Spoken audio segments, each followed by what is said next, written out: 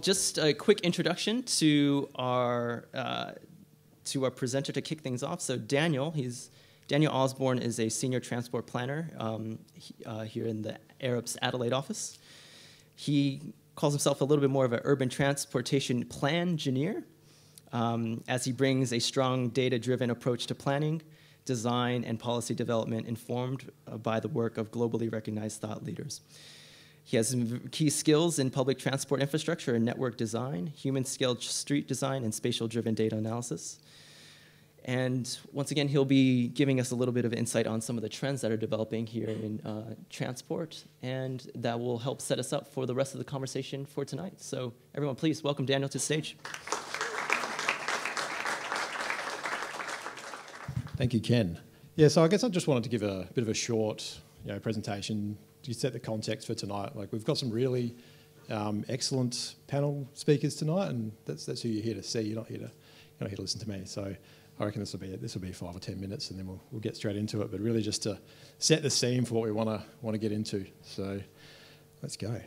I mean, first, why even talk about mobility at ASBN? This is we're generally about buildings, built form, sustainable buildings, all that sort of stuff. And I think, it is, to me, it's fairly obvious that how we design our transport actually really fundamentally determines the kind of built form that we can get and how successful or livable it is. If you think at down at a micro or street level, look on the left there, maybe Mawson Lakes, like your type of mixed use, dense, granular sort of outcome. It's not going to work if you just jam a highway through there, right? So the way we design our streets really interacts strongly with the kind of built form we get and how successful it is, and ultimately how sustainable it can be. If you think more at a macro level, as a species, we've seemed to have just decided that on average an hour a day of travel is about right, and that's actually sort of determined the size of our cities from when we first started having cities. You look back at ancient Rome and Paris and all that, they're an hour across. So we've decided on average, and it still holds today, that we will commute half an hour. What we've done as we've obtained more and more technology is we've just traded increased travel speed for distance. So our cities have grown with the travel technology that we've been able to develop. So you can imagine when we start prioritising different modes, that really sort of determines the kind of land use and built form that we get. We made a decision after World War II to prioritise the car, and this is the sort of built form that we get, which you may all probably agree with me. It's not, you might build those houses individually as sustainable, but they're not particularly sustainable at a systems level, particularly when the amount of energy that goes into in our energy mix, the amount of energy that goes into transportation. This sort of built form really requires an enormous amount of energy just to get people around, not even mentioning all the livability and other aspects. So for me, I think there's an intrinsic link between, I guess, the work that ASBN does and thinking about how we design and implement our transport. But what about future mobility then? Well, maybe we should take a step back in time to set a little bit of context. This is a photo of Sydney. I think maybe George Street, turn of the century, and you look at that, and if you were a transport planner, and I don't know if they had transport planners back then, but let's assume they did, you might be thinking, geez, if more people move to Sydney, we're going to have a lot more horse shit to clean up. And that might have been the problem of the day. But then, 15 years later, the horses were gone and they were replaced by cars. And we had a whole set of different problems to reckon with. And the point there is that things can change really quickly. So hold that thought in your mind. Here's a bit of a, I guess I mentioned the car, and the car was our, you might talk about that as our last major transportation transformation, sort of post-war, car ownership exploded. We stepped through that, we started prioritising the car. Then we had freeways. We also had high-speed rail dropped in there in Japan. Not a lot. Light rail in the 1980s as a distinct from everyone. We ripped up our trams in the 1960s, and then in Europe and the US, they started to think, oh, well, we can make this new light rail, and that was distinct from trams in that it had transit priority and all that. So it was a new transport technology development. But then not a lot really between the 1960s and now.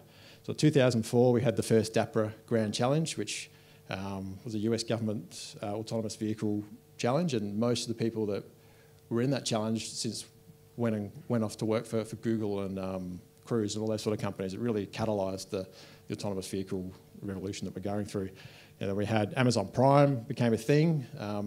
Urban freight movements are a massive thing now. We're seeing big cities having to deal as much as traditional transport problems as there are just small vans moving packages around. Docked bike share became a thing with the Liveable system in Paris. Uber was formed. We had Uber Eats, more of that urban freight aspect. Microtransit started to appear. That's talking about on-demand app-based sort of buses. If you want to Google that, there's a great meme I've seen on there. It's like Silicon Valley has reinvented the bus again, kind of like that. Dockless bike share, 2015. First mass system, 2017 in Finland. Electric scooters, they just descended out of nowhere, 2017. And then just last month, or maybe the month before, Waymo has started its driverless pilot with actual customers without a safety driver. So you look at that graph and you see we really are in a sort of a time of amazing change, and for the first time in a long time. Things are changing rapidly.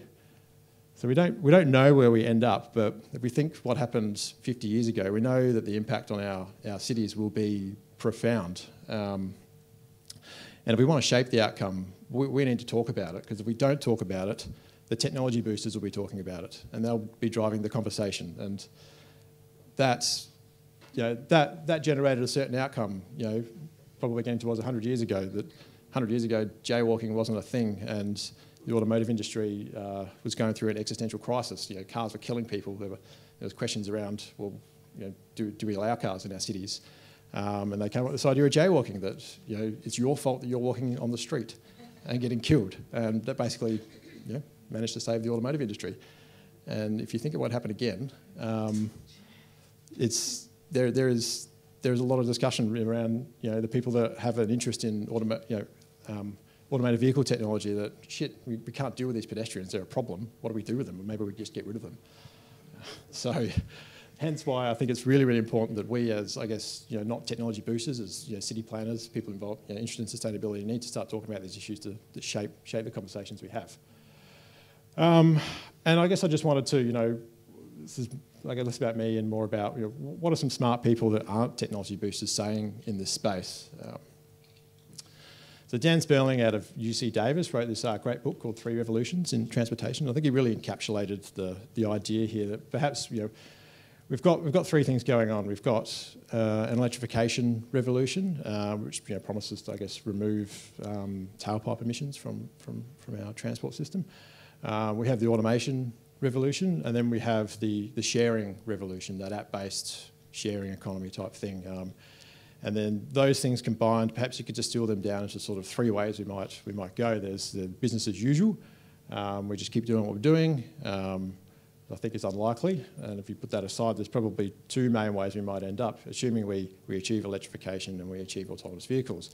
In the middle there, we've got automation and electrification. And you might describe that as the nightmare scenario, right? So we've got effectively business as usual, but everyone's got privately owned autonomous vehicles that just remove the time cost of travel. So we're going to start seeing just potentially start seeing massive pressures on sprawl.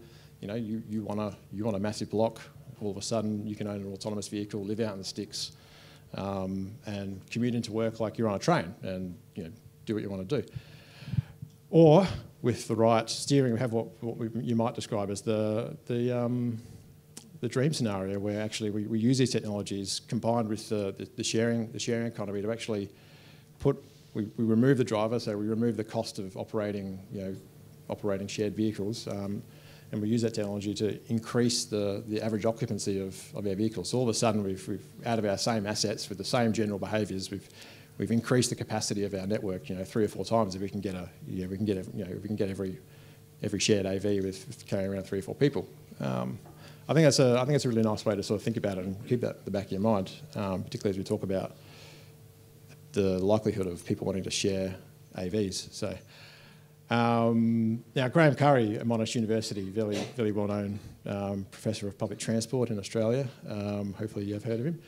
He did put out this paper called Lies, Damn Lies, AVs, Share Mobility and Urban Transit Futures, which got a bit of press, but there's a couple of things I want to pull out of there. That the lie one was shared mobility involves vehicle sharing, and it's almost like an intentional misnomer there, because sure, it's shared in the sense you don't own it, but we're not sharing the vehicles amongst each other. The average occupancy of an Uber is 1.6 people, so you take away the driver, it's got someone at 60% of the time, so 40% of the time it's driving around without anyone. So is that really a great sharing economy outcome?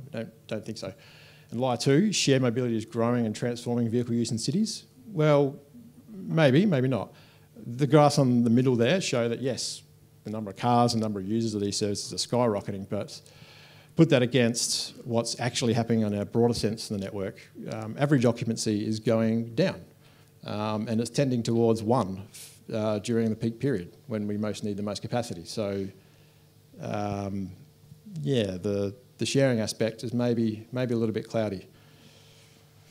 And finally, I just want to touch on, so Jeff Speck did a really great piece on 10 things you should care about with autonomous vehicles if you care about cities. And thinking about some of the things here, there's first up there, I've put in induced demand. So AVs, they're going to reduce the time cost of travel, right? So we know when we add capacity to the road network, we induce more demand, and actually the actuals, exceed the predicted, and it has all sorts of bad outcomes for streets.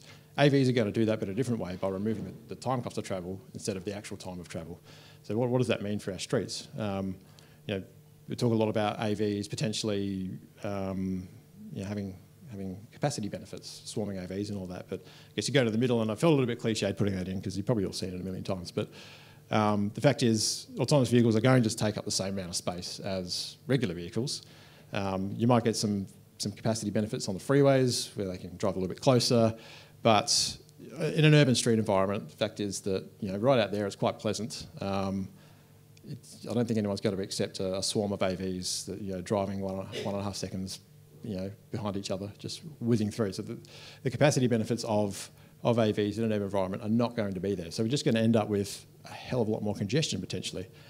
And lastly this is a bit of an illustration of why we should be sceptical of what some of the, technology companies are putting out there. Is that on top there is Ford's vision for a future autonomous shared walkability environment, and really what they show there is rubbish. Like people like to be on the street where things are happening. They're not walking on little nice bridges where there's things happening. Down the bottom there that's the actual reality, and that's not going to change in an AV future. So be sceptical.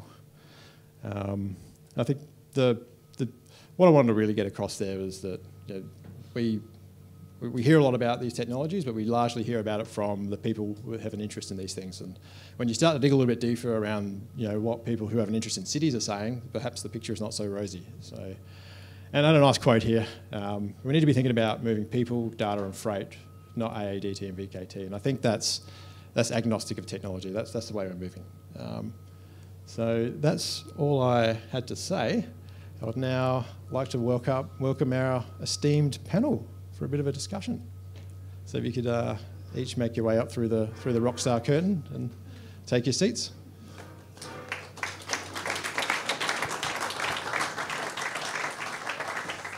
So our panel tonight, we have Dinah Loge from Arup. She's a transport principal. Dinah is a holistic thinker. She connects ideas together for For the past 20 years, Diana has worked to plan, develop and deliver transport projects in Australia and our region.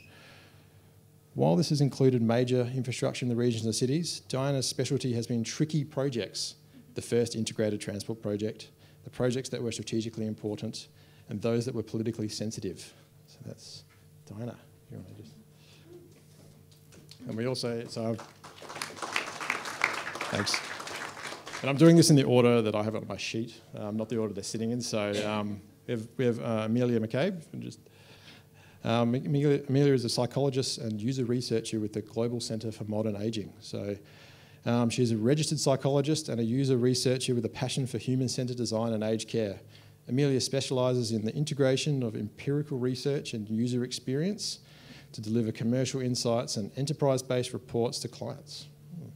Since joining the Global Centre for Modern Ageing, Amelia has provided her robust, evidence-based, user-validated approach to all client projects and has been instrumental in the company's successful accreditation to the European network of Liveable labs. Give it up for Amelia. And now we have Dr. Charlie Hargroves, who has the longest title here. Senior Research Fellow, Curtin University... Curtin University Sustainability Policy Institute and the Sustainable Built Environment National Research Centre. Not done. Author, research and advisor. So Dr. Hargroves is an internationally renowned expert in sustainable economic development, working with the business, university, government and civil society sectors is a full member of the Club of Rome. I have to hear about that after. In 2001, Dr. Hargroves co-founded the Natural Edge Project and has co-authored 5 international books that have sold over 85,000 copies. 2 of these books were ranked 5th and 12th among the top 40 sustainability books in 2010 by the Cambridge Sustainability Leaders Program. So, yeah. Oh, that's pretty impressive. And last, but certainly not least, and probably most well known to the Adelaide cohort here, Daniel Bennett, Director of DJB LA. Daniel has design and strategy experience spanning 20 years and his work is multi-award winning. His background in landscape architecture and urban design strategy has been focused on shaping better cities through infrastructure, including leading roles on Sydney's light rail, Canberra's capital metro, the Gallipoli underpass locally here, Adelaide's light rail expansion, including Coast to Coast Light Rail, North Terrace Tram Extension, and the King William Street Tram. Don't blame me. Well, it operates now. It's pretty good. The Seaford Rail Extension, slightly less controversial, and the Oban City Access Project. So that's great. Oban City Access is amazing. So there you go, our panel. All right, we ready to get into it? So first question. It's to you, Daniel. So another thing maybe we need to blame you for. You had a hand in managing the sudden influx of electric scooters into Adelaide.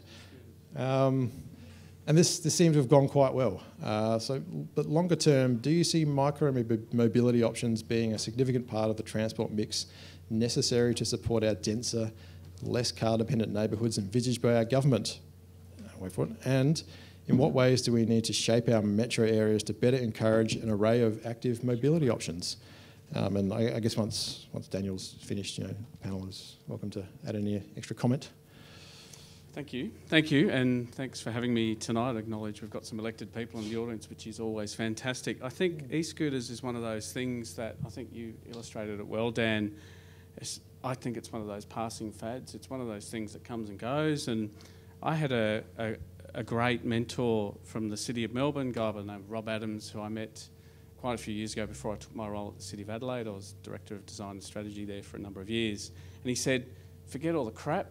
What you've got to do is take control of the streets. And the streets are agnostic of how you use them. You just need to defend them to the hilt, which I thought was great advice. And that's why I plunged into City Council and all of the crap that I had to deal with there. And some great things happened as well. I mean, I think e-scooters is, micro-mobility. Again, we were given these things and legs, and I know there are some people who aren't as mobile, but the ability to walk, I think, once you get out of whatever vehicle you're using is one of the most primary things we must protect in our cities. And walking in our cities is challenging. I was in Melbourne today, so yes, I was bad carbon polluter coming here today, but Melbourne is suffering from congestion on their footpaths. And I think we need to work harder on forgetting the actual wheeled mode of transport, apart from people who need it for accessibility benefits, but to understand how to plan our cities better, like that image you put up of George Street, before cars, you could walk anywhere. You could actually get out of the shop, you could walk out onto the street, walk along the street, converse and share the space, and that's how we build, I think, better social and better cities. So I am quite agnostic about the modes of travel in the city, and I became the steward of protecting our streets for people who are walking or who need mobility aids, because that's not going to change. The technology will, so we can't be driven by technology is, I guess, my answer to that. Yeah, great answer. Thanks, Dan. I guess it's something we see in, I guess, quite a few areas of transport planning, is that technology fixation. It's about moving the vehicles, not the people, and I think I see that a lot. And I understand that. I genuinely understand why on big projects engineers get very excited about whether it's DC or AC and what number of sets of cars of trains are on it and what are the stations doing and how fast can they go, and it's about travel time savings. That's great. But what if you can't get to it? Or what if it's a really unpleasant experience? Or what if it's not where you want to go? Or what if it doesn't give you enough convenience or options? And so this big infrastructure, I think, has the massive levers to create a more sustainable society. And until we recognise that, I think at a city level, we're just going to keep making the same mistakes. Right. Any comment from the remaining panel there? No, all good. You've fully enumerated the question. Great, thanks, Dan. Totally agree there. We'll move on to Diana. So, Diana, the development of, well, this splits 2 pages. The development of fully autonomous vehicles has been going on in the public view for some time now, as I sort of covered a bit. But what is less widely known is that autonomous vehicle technologies, I guess, are already starting to drive change in the way roads are being planned, designed and operated. So Dan, in your experience being involved in this sort of stuff, how are state roads authorities and city governments reacting to both the assumed arrival of fully autonomous vehicles and the significant uptake of, I guess, semi-autonomous technologies that you can buy in your car today, like radar-guided cruise control and other things like that? Thanks very much, and hello everyone. So I work in project delivery, so I'll just open up the door to what happens inside project delivery for you and talk you through a few things. So at a high level, I think governments are, welcoming the inevitability, as you say, of autonomous vehicles. Councils are very excited, I can tell you that much. They really want to see how they could use autonomous vehicles to promote their regions, and I'll come back to that in a moment because it's actually really interesting when you talk about equity in the regions. But the governments themselves, and I've just come from UITP, which is an International Transport Planning Conference, which was in Melbourne yesterday, and that included a lot of government groups. So I was really interested to see your various slides, and I can tell you that everybody's very open about really not being sure what the direction is still. So you'll see a lot of strategy, you'll see a lot of, future transport type of strategies that have great intentions. Probably you've seen, particularly Adelaide's very forward with your trials, and you've got some great things going there. But what does that actually mean when you come down to looking at infrastructure and how you address infrastructure? So there's a few interesting things happening. There's definitely, and I work in smart motorways, which are the motorways which is controlled through signage smarts. We started a smart motorway project 3 years ago, and the first question we asked is, why are we even doing this? Aren't we going to have in-car technology that's just going to fix all this stuff? Why are we even going there? So it was a great conversation to have, because you're then going into the realm of what does this technology mean? When will it be here? And I think one thing for sure, we're now looking at the longevity and durability of how we're doing roads in a completely different way. So in the past, you might have been building for a 40-year life. You're expecting it to last 40 years. We're thinking maybe 10 or 15, and that brings in new different design considerations. So when will you take it down? How do you do it safely? I think one of the other things, and this comes back to holistic thinking, and I was talking to Amelia about ecosystems.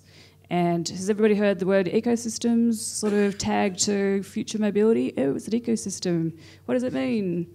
So for me, an ecosystem is really actually fundamental thinking when you think about future mobility. So if you take one thing away from all this chatting tonight from me, it's think about things in ecosystems, by which I mean, if you think about autonomous vehicles, you cannot think about autonomous vehicles without the fuel, and whether it's electricity or hydrogen, that is the way that it's going.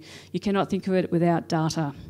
You cannot think of it without your apps and how you're going to work it. You cannot think about these things without thinking much more broadly about all these different themes. Wellness is another one that's interesting, and it's also related to insurance. How will you insure who's involved? So you kind of got to keep grabbing and tapping on all these themes when you're thinking about future of mobility.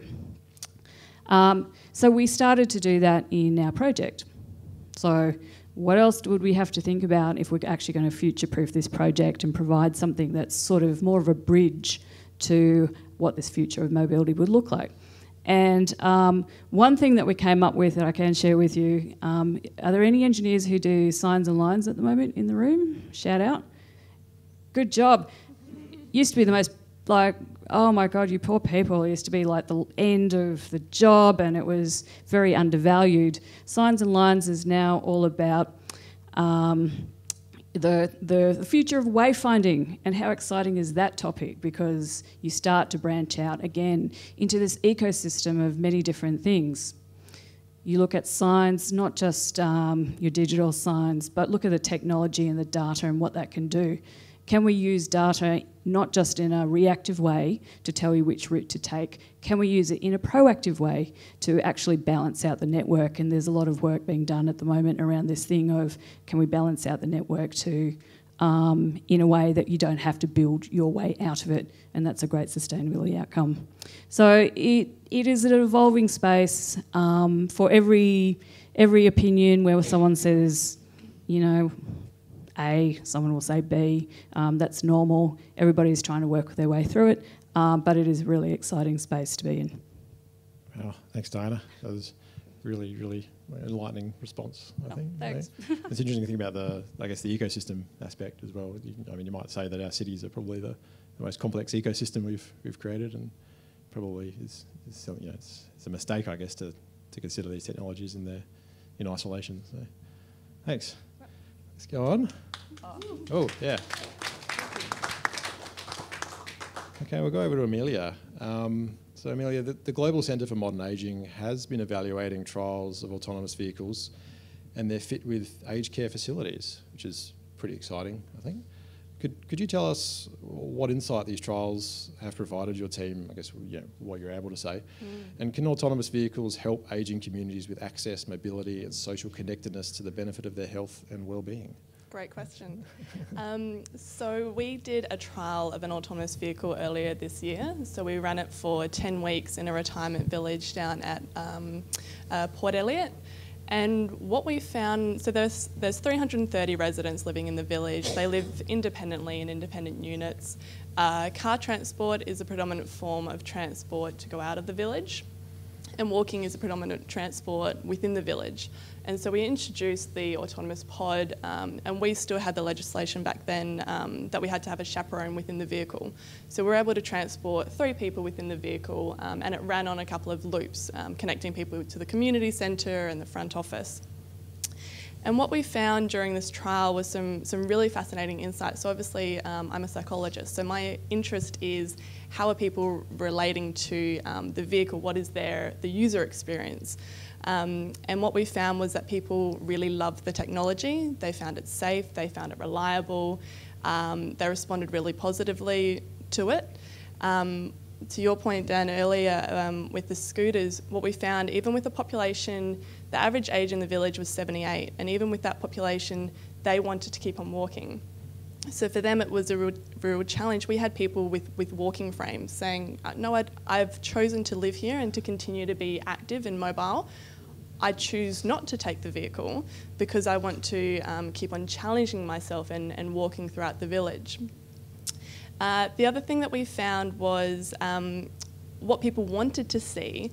We could only operate the vehicle within the village. So what people actually wanted to see was the vehicle to take them to the community. So to take them to the pub so they could have some drinks, take them down to the bowls club, and they saw this as a real last mile solution, which is what it was intended for originally. So to connect up with the other transport options that were available to them. So within the village it was quite limited, but beyond the village, within a 2K radius, that was something that they were really excited about and interested in. Some of the feedback that we got was we want to be able to play music, we want to have, obviously we had the chaperone in the vehicle, so we had to be thinking about when the chaperone's not in the vehicle, where are they getting their information from? You know, how are they interacting with the vehicle if they say, can you take me here? Can we go and pick up Betty on the way?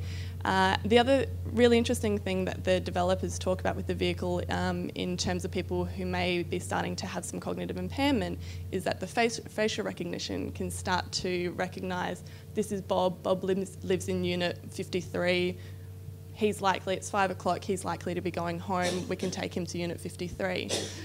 So people were responding really well to the trial, but they wanted to see more.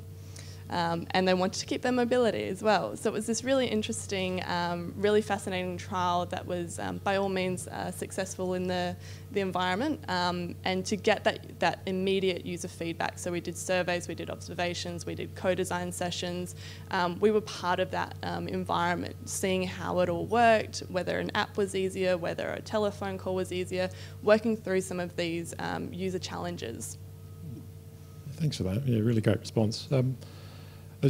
Interesting about that point about you know, people not wanting to use it because they want to stay active, and they've obviously self-selected for a walkable community. I mean, I get the sense that we put our aged care facilities in the wrong place, like car dependent areas, and then all of a sudden people are just dependent on the community bus or something. Are AVs our panacea to that? Or?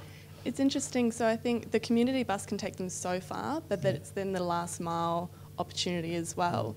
And people always talk about, people 96 will talk about, oh, it's not for me, it's someone who's older. I'm not old yet. I can still, move and be independent. But there's also that intergenerational component as well. So autonomous vehicles have the opportunity not only for older people who may have be able to use it, but people with diverse accessibility needs. Yeah, great. Thanks for that. Pretty good. All right. Ooh, well done. Yeah. Round of applause. So to Charlie, and apologies, your question has the longest I setup. have to earn those amazing sausage rolls that I had before. Yeah? Cool, all right. Is there any left? I Yeah, didn't get any.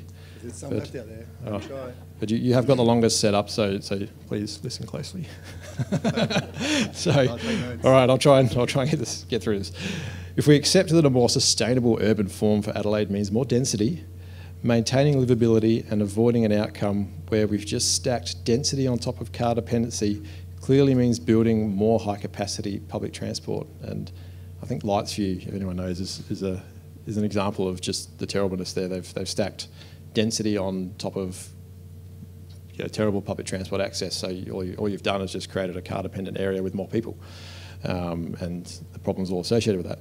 But anyway, back to it. Trackless Tram technology is being promoted as a good solution for cities like Adelaide, where the cost of building out an extensive light rail network has proved problematic. I mean, having worked with Dr. Peter Newman quite a bit on the topic, and I think you're probably the only person who's in the room that's actually seen one of these trackless trams for real and ridden in one, I think. Can you talk us through the technology and then perhaps give us your thoughts on why, when there's plenty of proven examples of light rail spurring economic development and bus rapid transit systems already been able to move tons of people, are trackless trams a better option? Cool. Thanks, Daniel. Thanks, everyone. Woo! Can I just get a sense of where everyone's coming in from? So I assume we've got quite a bit of building-related people. Can you just let me know if you're a buildings-related person? Excellent. If you're a transport-related person, a couple of transport-related persons, and who doesn't fit into either of those two broad categories? What are some of the areas you guys are coming in from? Waste, but I've done some. Charles, g'day mate, how are you? It's good to see you. Excellent. So modelling and waste. You guys, there's a cluster of people up there. Government? Yeah, in transport building or No, Parliament. Parliament? Fantastic. Thanks for joining us. Someone else that's in a different area. I've just got so many stories. My brain wants to tell them all at the same time. But if I can find out who's in the room, I can pick. Just over lots of projects. So we were, construction, Yep. mod transport road. Wow, fantastic. Sounds fascinating. You should be on the panel next time. So, Fantastic. Tee it up. There's a couple more. There's a bunch of hands up the back there. Anyone else from a different area? Planning? Yeah. Just shout out. green infrastructure and well-being. Oh, fantastic. Excellent. Any other big areas that have been missed? Don't be shy. Landscape architecture. Brilliant. Okay. So we started off with density, car dependence, and I think we're following the same sort of model that we've been looking to for sort of 50 or 60 years, and the conditions have significantly changed. And now that transport technology is changing even faster, we're trying to map this new opportunity onto a platform that we didn't really get right before we started adding all the really cool bells and whistles to it. One of the things I was looking at in your slide back there, you had the two pictures, and I was reading some of the old accounts, and I was doing some research, and they basically said that back in the day, roads didn't have to be that well looked after. You could have cobblestones and bricks and different things because it was a horse-drawn cart. It moved pretty slowly. People kind of knew how to work around the ruts and the holes in the road and stuff. And then when it moved to cars, it wasn't so much of a problem because cars were pretty slow still, and there was a combination of horses and cars, so people weren't sort of flying around in cities. But the buses, when we started to get to slightly bigger cars, they couldn't really handle that level of road. So they're like, well, how can we get these things through these cities that where the roads just aren't up to a smooth ride? Well, we should do what we do with trains, and we'll put rails in the road in the city. That'll solve that problem, right? But that hasn't been a problem for 70 years, right? 60 years. But we still put rails in the road because that's the way we do it, right? Can anyone really tell me, and if I miss something, I love finding stuff that I missed. Can anyone really tell me why we use rails for trams in cities? Like, Nice and smooth. yeah, my car ride's nice and smooth. My car's not on a rail. Yeah, so corridor protection, excellent, and we can do that in other ways, like painting stuff and different things. What else? Anything that just... Pull away. Like it's hard to remove it. Yeah. Painting for a bus line, Yep. it's not so easy to remove rails. Particularly because you can move like a bus station and then you don't get that security. So developers like, well, the station's here now or the stop's here now, but in 5 years' time, is it going to be there? Great. So you've got protecting the corridor and making sure there's some longevity. So if you've got developers that are starting to get attached to these transit services, they want to know that's going to be there. And if you've got like a physical infrastructure, like a big chunk of metal in the ground, this thing's going to be pretty hard to pull out. Although looking back at history as well, in the sort of 50s and 60s, General Motors and Firestone got together. I don't know if anyone's heard this story. They got together and said, right, we want to sell cars. You guys make motors and cars, we make tyres. All these people are like building cities around these trains and trams, and it's just going nuts, and there's trams everywhere. Adelaide had 14 tram lines and 7 spurs or something. Like all the major streets in Adelaide had trams. So you know what they did? They got together, they bought all the private, they're all privately operated as well, bought all the private tram companies in the United States and closed them in the space of 2 years. Now that's obviously illegal, right? That's not good. That's not good form. So they had anti-competition. At the time, they were fined $5,000 per case. Okay.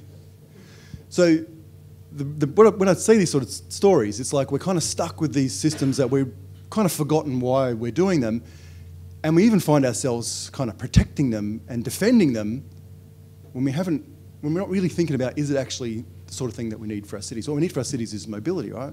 And when I saw that other picture you were showing about that auto-dependent one, I was just, and you had me going, man. I know something between the sausage rolls and that there's amazing fruit there, and I was just thinking, man, imagine that suburb, instead of that just houses everywhere. There was like these nodes, and there was like these like corridors coming through, and you could live here, and there was nice grass areas, and there was like a community area, and there was like a big wetland, and same amount of people in the same amount of space, but just arranged differently. And you didn't pass everyone via car. You passed everyone, like you walked past them in your community. You didn't be like, hey mate, like we live across the road from each other, we've never spoken to each other.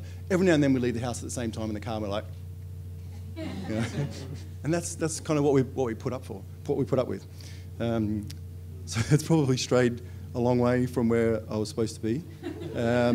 So yeah, you want to know about Trackless Trams? Yeah. Why Trackless Trams? Why they're better than light so rail? ultimately, BRT? transport is about cost. Unfortunately, now transport's about cost. Like you're saying before, right? It's not about making communities livable. It's not about unlocking potential of areas. It's not about providing accessibility for jobs. It's not about any of that stuff. It's literally just about the economics, right? And unfortunately, we've also got this approach where transport agencies do transport. And in a system that you've pretty much figured out and it works well, that's fine. You know, people have got their roles and they do their roles, but we haven't really figured out transport. We haven't figured out how to make it work well. We haven't figured out the protocols and the ways to do it. We're still reapplying things that we were doing 50, 60, 70 years ago for reasons that are no longer even apparent or even relevant or even in living memory. Do you know what I mean? So the idea that one agency does transport doesn't seem to work as well as it could, right? Which is really great. I see you've got kind of a building network having a conversation about how transport and buildings and built form and all of that kind of comes together. So moving forward, if it's just about like one agency and then it's about reducing cost, right? Because you can't get many multiple benefits if you just ask one part of the team to do it. You're not getting those synergies, you're not getting connections, you're not getting multiple benefits. You're basically just saying, why did it cost so much and why haven't you done it faster? And that just becomes the discourse, right? But imagine if the transport agency is working with the planning agency, is working with the land agency, is working with the developers, is working with the community groups, and saying, how do we want to provide transport services in a way that enlivens our community, right? So take it away from cost. But everything's about cost. So ultimately, a trackless tram is effectively a bus that is the shape of a light rail. So it has doors along the side, you can quickly get off and on, you can stand up in the middle, things like that. And the company that set them up said, look, can we give the same sort of ride quality without the rail?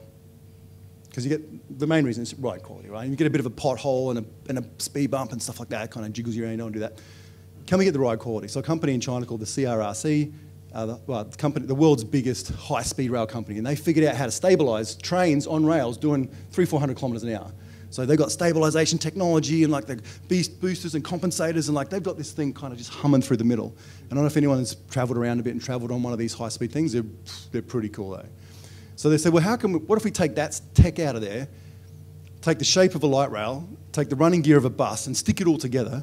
How's it going to run? And for a multi-billion-dollar company, they can afford to make one. So they made one, and it's incredible, and far less expensive than a light rail. So it is a bus, yes. It is a light rail, yes. It is a tram, yes. It's all of these things, but what it can be is a catalyst to reduce the cost.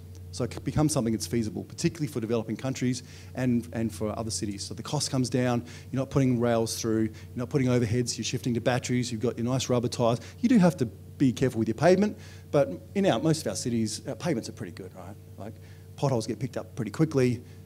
So the trackless tram effectively is a combination of the best bits of all these different modes put into a mode that reduces the cost and allows it to work. Now, on its own, it's just another gizmo. It's like you're saying, like tech boosters. It's not a term I've heard before. Technology fixation. They said we are tech boosters. Tech boosters. Like is that You're someone who wants to maybe sell you are a particular booster, thing? but, okay, cool. But no. So bringing all that technology together still doesn't get it done, because you've still got a transport agency looking to do transport, and it just gives them another thing they can choose from. I'm talking too long, right?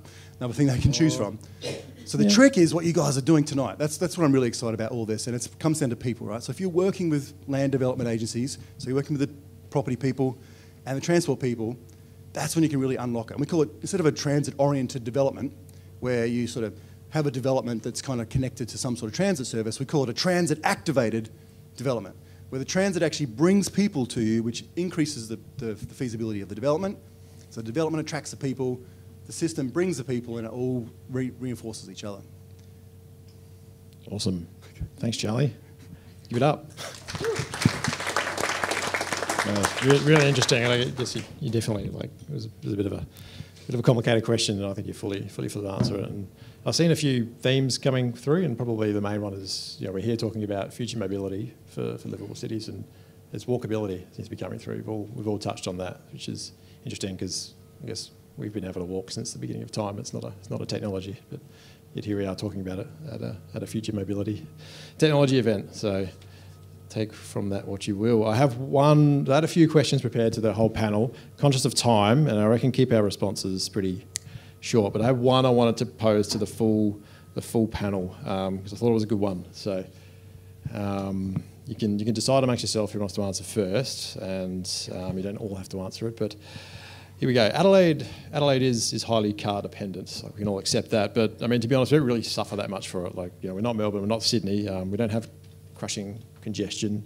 We're not London. We don't have bad air quality. We've got good air quality. And we don't really have a lot of transport poverty that you might see in the US, where people just can't afford to operate a vehicle and get to jobs and services. So we don't really have any of that. But we're still car dependent. So autonomous vehicles could offer a pathway to continuing this car dependence development, or these car dependent development patterns with minimal livability impacts.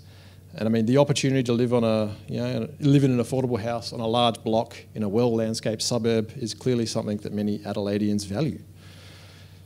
So, is this something we should embrace? Or do we have an obligation to advocate for the types of development patterns we as professionals might consider better? Over to you. I'm holding it. So many things wrong with that question, Dan. We are suffering, I think, from car dependency. So, the acknowledgement to Helen Donovan from Council. We have, over the last 5 years when I was at Council, every time we wanted to take a freaking car space out of Perry Street or any of the streets in the city, it went to Council and they fought over it.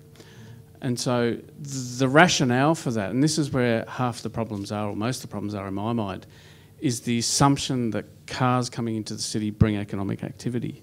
And there's study after study after study, and we've done some on our separated bikeway, the third attempt, just down here at Frome Road, that proves that discretionary spending goes up with people who are not in cars. So I take issue with we aren't suffering, so we're suffering economically? Adelaide has the highest number of car spaces of any Australian capital city. We have something like 44,000 off-street car spaces and 33,000 on-street car spaces. Now, to put that in comparison, in total, in the city of Sydney CBD, which is a city 5 times bigger than Adelaide, there's 18,000. So we are a city of 1 million people with almost a car space or two for everyone. So even then, 40% of the cars you see in the city are driving around looking for a car. I can give you the stats. It's more than that. So in peak hour, the research we did at the city a couple of years ago was that 20% of the traffic, and we're a planned city, right? This is a beautifully planned, gridded city with a ring road and 770 hectares of parklands, lungs of the city, all of that. We have 20% in peak hour in the city looking for parking, 20% of peak hour traffic, and we're the highest mainland car dependent city, apart from Hobart, has the highest car dependency. The other 30% is driving through the city when it should be driving around. So you've got half the vehicles in peak hour that shouldn't be in the city centre. And so there's still congestion. I mean, it's relative. I mean, it is relative. It is Adelaide. We have a peak half hour, but still, everyone's leaving the 9 car parks that the city owns at the same time, at 5:30 to 5:45. We get congestion. So I think to sort of partially answer your question, I do think that we are suffering from car dependency, and that is the form that you see out in our streets. Beautifully planned city, picking up on city planning of 150, 200 years ago, and we've ruined it with bitumen. And so I think if we start with a conversation about mobility, which is why this is so fantastic, it needs to address that we are addicted to our cars. Thanks, Dan. Yeah, so we're suffering, but not in the ways some other cities are. But, all right. And we're probably, I reckon we'll keep it to a minute each. Okay, thanks very much. Yeah. Go on, yeah. Go for it. No, I absolutely love walking. There's some apparently there's some countries where in Scandinavian walking and thinking is the same word, and I think that's beautiful. I am very impatient to see some direction on how our cities are shaped. And at this conference that I was at, I asked the Director General of Transport from LTA in Singapore that very question, and he gave me a really wise answer. He said, look, at the moment we're at a point in time where we're kind of all playing in the sandpit. Beers on you. And right town for it, hey? So we're playing in the sandpit, we're making decisions. So, you know, they've had the bicycles and lime scooters and all sorts of things like that. But we're at a point where, you know, we're actually, he mixed his metaphors a bit. He said, it's time to get married. It's time to actually make some decisions and decide on what we want the city to look like. And I do worry about congestion. I also worry about just the incidental walking, you know, from the bus and around the city and the convenience and what that means. The last thing I'll leave you with, however, is that I'm also mindful that in a beautiful room of people who are very committed to a sustainability agenda, we do also have to be really careful about the way, a respectful way of working with everybody in the whole community, including those who love their big blocks in the burbs, and, you know, to do the user experience and to really talk to people and understand what it is that they love and enjoy, so that you can continue to give them those things and understand what the issues are, but work through sustainability in a really respectful way as well. That leads to a really interesting point. So today the Australian Living Labs conference was on, and there's a couple of people here who attended it. And the methodology of a living lab is that you bring all of the key people together. So it's not us making the decision for the community, it's the community coming in, and it's a collection of government and researchers and community and industry coming together to have that conversation collectively. So I think that absolutely supporting your point, we need the people who are involved with this system involved with the conversation. The second point I wanted to make, in the conversations that I have with the older residents that I speak with, it's all about choice. So when I say, would you use this, and yes or no, and we have these conversations, they want to be able to have the choice. They don't want someone telling them, this is, you know, we're making the decision for you. It really has to be self-led. So those are the 2 points I wanted to make. This idea of bringing people together, and it's called a Living Labs approach, and giving people choice. Great, thanks, Amelia. I've seen you writing a few notes there, Charlie. So hope you're there. I've just sort of been not wanting to sprig anything, but just sort of listen and see what's coming up. And a couple of times, guys have said that, you know, people love their big blocks, and I've just been thinking about that, and I'm not convinced, eh? I think we tend to protect what we're used to. Because how many of us have been to cities where you have a better option than a big block to have a place where kids play? I mean, the reason we're on a big block, right, so your kids can play in a nice environment, but I don't know about your kids and grandkids, my kids just want to play with other kids. So they end up in the next door neighbour's backyard, not in my backyard. So there's communities around the world where you share this green space, and they've got forts and stuff, and the kids kind of, then you're like, wow, you know, this is unsafe. I've got to be watching my kids every second of every day because, you know, which is right? And we've got technology that can do that, right? So surely these things in trees looking at predators for kids and stuff, we can handle that. But if the reason we love our blocks is because we want to put a fence around everything, and we haven't experienced anything else, is it really something worth protecting? Like, what's the alternative other than a big block? You might live in a flat. We call it a flat. Who wants to live in a flat? I don't want to live in a flat with a concrete yard in the front. There's other options than just big blocks and flats. Yeah, and I think we just need to be open to what they are and how they can work, and for all of us. And one thing that I do is I always fight myself not to judge something I haven't experienced myself, even though I think I'm pretty clever. If I haven't actually experienced it, I can't have an opinion about it. So just be open to, and that just means, right, well, now I need to go and experience it because I want to know about it, right? Rather than just decide I know what it is, you know. Yeah. So I think there's so many cool models out there that a network like this, like you can be bringing some people here, because Adelaide's a cool place. If people come around this part of the world from the rest of the universe on the other side of our little planet, they want to do lots of cool stuff, right? And if they can share some of these things that give us a window into how other systems work, how other living conditions work, then we can start making choices rather than just protecting what we already know. Awesome. Thanks, Charlie. I think that elicited the response I wanted. It's important not to get sucked into the groupthink too much and challenge our assumptions. But all right, we are running a bit late, so let's open this up.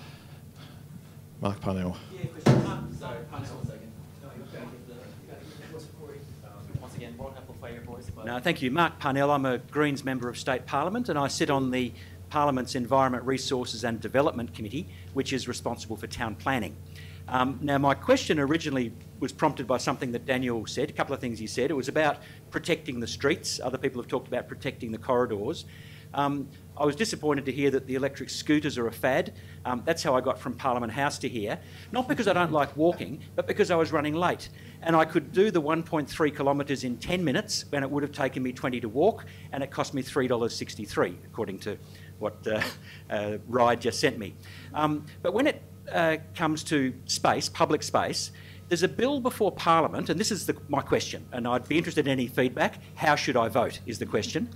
The bill before Parliament says, it's born out of the experience of places like Lightsview, where there's not that much on-site car parking, and even if there is a spot or two, you've got a family with mum, dad with their own cars, 2 adult kids with their own cars. Before you know it, the streets are clogged with parked cars. The bill before Parliament is to mandate even more private off-street car parking in order to free up the public realm for visitor parking, presumably for mobility as well, so people can get along it, and trucks and things. What do people think about that as a solution to free up public space for transport, to mandate more private car parking in houses? I reckon it's got whiskers on it, but I've been interested to hear what the panel thinks. Vote against it, but open up to the panel. Definitely for Daniel.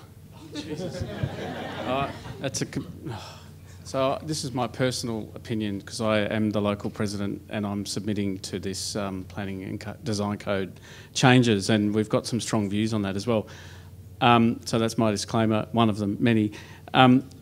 I think it's a little bit of a knee-jerk. And when I say e-scooters are a fad, we had e-bikes 2 years ago, and we had 2 operators that have just come, one has just come back with a few. Adelaide is, let's face it, a car-dependent city, and it's a knee-jerk reaction to say, well, the streets are narrow at Lightsview, and for anyone that hasn't been to Lightsview, do a Google search and you'll see what we're talking about. It's about 20% right. You know, all the bits that we've been talking about are really the nice-to-haves that weren't included. So there is no public transport. You rely on Adelaide's bus network, which, let's face it, is okay sometimes if it's going in the direction at the right time of day to that spot that you know you need to change to go somewhere else. It's not convenient. And so I think it's a backward step in my view. It's a retrograde step, and it's a knee-jerk reaction to a problem that shouldn't have been there in the first place. What's the alternative? To look at, I mean, the Lightsview is an example, but anywhere, I mean, in the city... The question there was, what's the alternative? What's the alternative is to actually think about the things that we're talking about tonight. You know, do we need to make our suburbs more walkable? I mean, it's very easy to just pick up the current model, make the block sizes a little bit smaller. You know, so, you know, we're being environmentally friendly. With no green space, we'll put them eave to eave. If we look at the way we plan our new developments, let alone infill, that's another complete opportunity that I think we're missing. We might actually look at things a bit differently so that we don't have this sort of legislation. Great, thanks, Dan. I think I might just go to the next question, and we're running pretty short on time. So does anyone else got a question? Yeah, just down the front. Yeah, sorry to cut off the rest of the panel. Yeah, I'll take it. I'm Jessica Stewart. I'm from Canberra. Don't blame me for any politician. So I am developing a new community down there of gin and dairy, and so if you do have the ability, you know, in 128 characters or less, to actually design a new community and design something from scratch that is tackling all of the issues that you've had, so, you know, being as accessible as adaptable for different mobility streams, like, what would you actually do? Really quickly, if you go down, just literally when you leave here, walk down Flinders, go to Frome Street. That's an adapted street. That we've put in a separated bikeway. We've taken away parking off the curb, put it in the middle, left traffic the way it was. That is the way we should be using our assets. We should be making them adaptable. That's a very, very good point. So, Di, Amelia? Yeah, I'm just following up on the theme of the last set of questions that we answered. I'd get in with the community and run a creative workshop and let people's imagination run wild. It's the kids love it too. I've done those sort of workshops with kids and really get into like open strategy and open community creativity. Let them co-create and build their own community. Totally agree. Also basing that in some evidence base as well. So pairing the two, so having that community co-design, as we've been talking about today with Living Labs, but also making sure that you've got the experts with the evidence base to be able to give case examples of this is what we've done in the past, this is what's worked, this is what hasn't. Because people can tell you what they want, but they don't always know what they actually need. So there's a distinction. So I think both are really important. Yeah, well done. That's great. I think I would find people that have been involved in communities that you are really inspired by and get them to come down and have a chat. Do you know any? Yeah. Could you reference them? Yeah. Later. Well, let's have a chat. All right, I think we have one more real quick one. So a question, not a statement, and right here. And short responses, and then we'll So you've all referenced walkability as being critical. Thinking about things that are fairly actionable within the next, say, 6 to 12 months, if you were to pick one thing that you think from a systemic level would increase walkability in South Australia, what would that one thing be that could shift walkability? Speaking for the people that I've had conversations with, there is a lot of challenge for people who are unsteady on their feet to actually physically move through the community. So the paths are unsteady. There are big drops to the ground. It's a really big challenge. Even on mobility scooters, they can't move through the community. So for me and from the people that I've been speaking with, it's about making the pathways accessible themselves.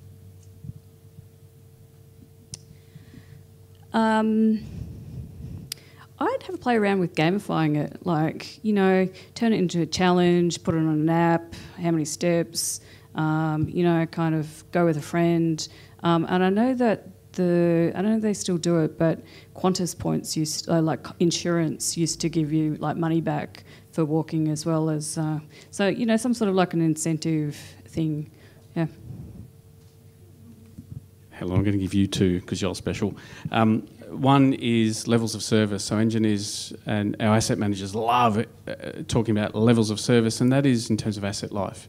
But if we change that, Transport for London have a great document about true levels of service, which is measuring and using data and evidence on how wide footpaths should be, let alone accessibility. If we adopted that as a national standard in our cities, we would fix a lot of these issues. The second one is a real practical one, is stop designing our intersections for cars to drive around at 60 kilometres an hour and actually make them for people crossing the streets. That is one we could fix tomorrow. Isn't like half of the walk time in a city waiting at stoplights? Yeah, when you push a button, it gives you... It depends on the signal time for the vehicles, you see. They have priority. Phil and I know all about that because we run the signals for the last 5 years and we've tried to change it a few times and got into trouble for it. Any final remarks exactly. there, So that's Charlie? the travel time savings for people walking. Who asked the question? I thought that was a really good provocation, and it actually just made me sad because there's no one thing that's going to get it done. It's just like the system is so embedded and so pointing in a direction that's not going to work for our growing cities that so much needs to be done.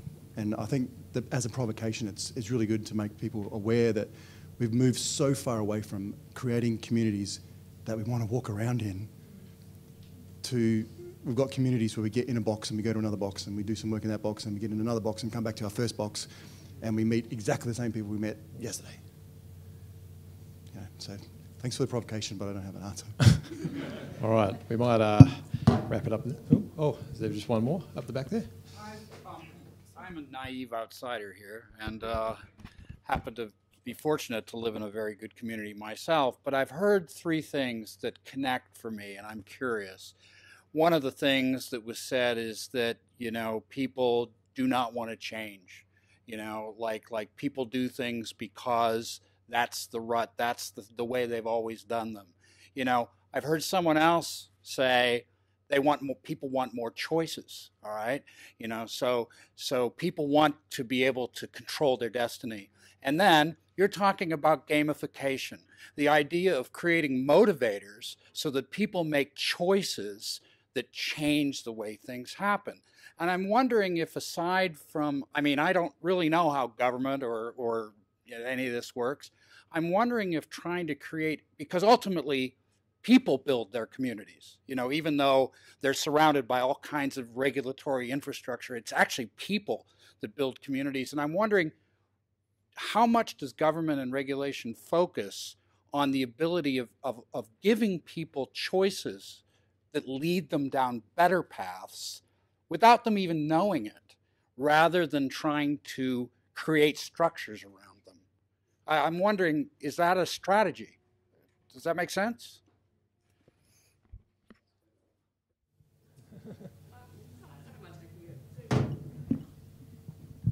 So my response to that would be just based on the observing a government or government groups at this conference that I was at yesterday, is that there's a great desire to, there is actually a great desire to think about communities and to think about how to design more integrated, more forward-looking communities that are sustainable. And there's a there's an uptake of it. We're at a time of great change. We're at a threshold time where there are some early adopters and some not so much. But the behaviours that I saw in the last few days actually gave me great heart that there is an agenda to take forward across sustainability and the things that you're talking about. One comment. It's a great question. Thank you.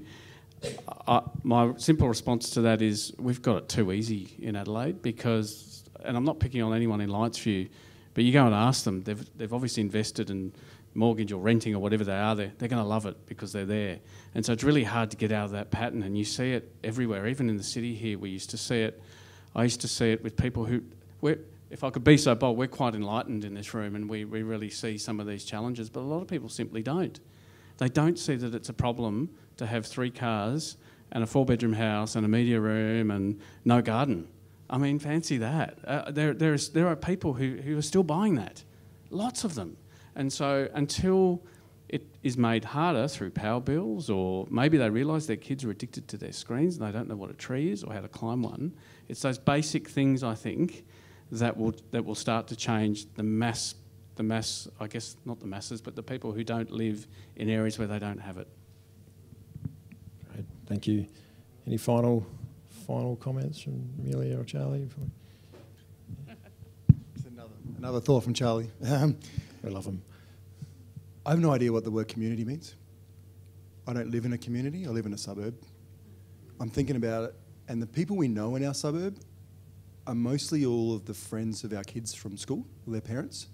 So the community I'm in is probably the school community, and I live in a suburb, and I'd love to live in a community if we could make that happen sometime, or even if it's in time for my kids to actually live in a community, that would be pretty cool.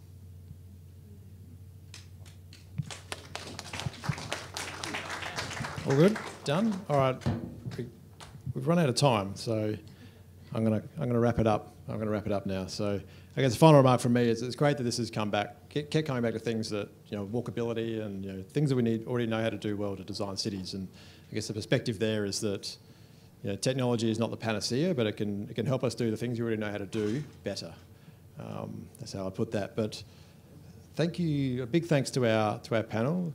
They've given up their time here. It's not easy to sit on the panel and, spew your mind, but they've done that really, really well. So, yeah, big round of applause to the panel.